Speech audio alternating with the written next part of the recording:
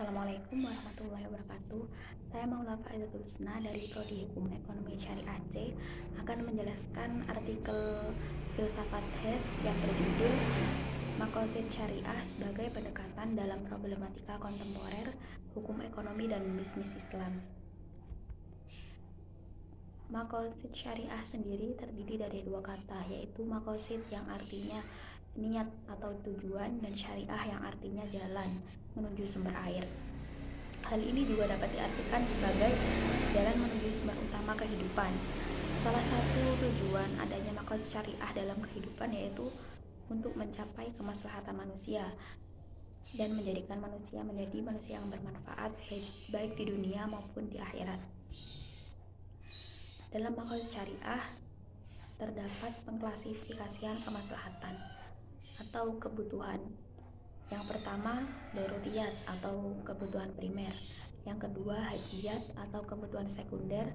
Dan yang ketiga, tahsiniyat atau kebutuhan tersier. Menurut Imam Al-Ghazali, yang termasuk ke dalam kebutuhan pokok atau kebutuhan primer yaitu menjaga agama, jiwa, akal budi, harta benda, dan keturunan.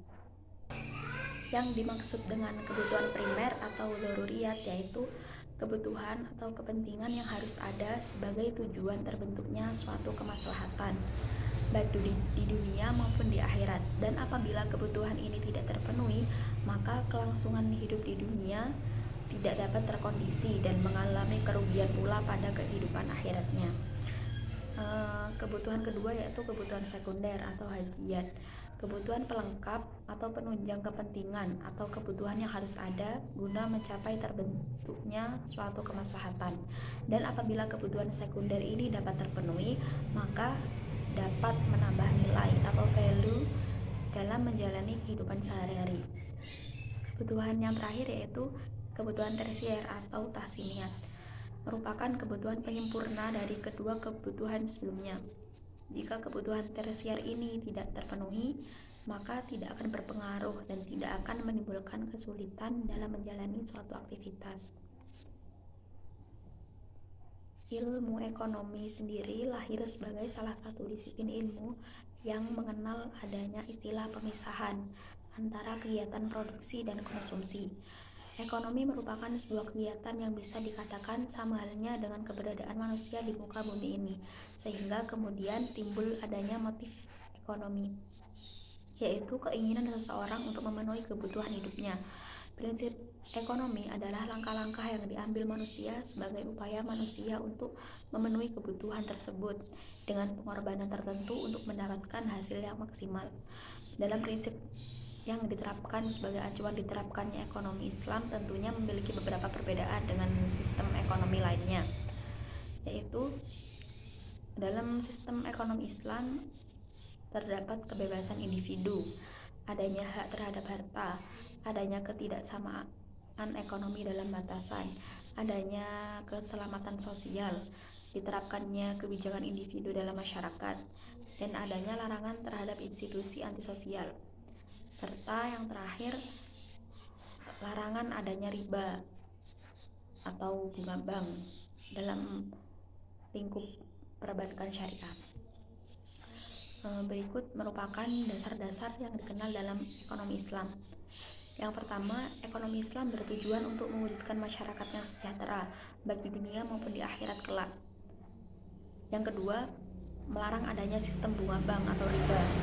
Yang ketiga, melarang adanya penimbunan harta karena dikhawatirkan menjadi penyebab adanya mubazir harta. Yang keempat, hak individu relatif diakui oleh hukum sebagai bisnis dan usaha dengan syarat digunakan untuk kepentingan yang halal. Yang kelima, diterapkannya prinsip saling berbagi atau sedekah kepada pihak-pihak yang membutuhkan. Yang keenam yaitu tidak adanya perbedaan suku, budaya, dan adat dalam melakukan berbagai transaksi. Berikut nilai-nilai dasar yang terkandung dalam sistem ekonomi Islam. Yang pertama, pada dasarnya hakikat dari suatu kepemilikan yaitu adanya kemanfaatan yang bisa diambil, bukan hanya penguasaan harta semata. Yang kedua, adanya keseimbangan dari berbagai macam aspek dalam diri setiap individu pada manusia. Yang ketiga yaitu adanya keadilan untuk menghindari terjadinya perpecahan dalam masyarakat. Lalu terdapat nilai-nilai filosofis dalam ekonomi Islam. Yang pertama, sistem ekonomi Islam memiliki sifat terikat dengan nilai. Dan yang kedua, sistem ekonomi Islam bersifat secara dinamis, yakni berkembang secara terus-menerus mengikuti perkembangan zaman. Juga terdapat nilai-nilai normatif yang terkandung dalam sistem ekonomi Islam. Yang pertama, sistem ekonomi berlandaskan akidah. Lalu sistem ekonomi berlandaskan pada akhlak. Yang ketiga, sistem ekonomi berlandaskan pada syariah atau hukum Islam. Yang keempat, berlandaskan pada sumber-sumber hukum Islam, Al-Quran dan Hadis. Yang kelima, berlandaskan pada ijtihad para ulama, yakni qiyas, maslahah mursalah, istishab, dan urf. Dalam ekonomi Islam juga dikenal dengan adanya nilai-nilai instrumental. Yang pertama, adanya kewajiban membayar zakat. Yang kedua, larangan adanya sistem bunga bank atau riba.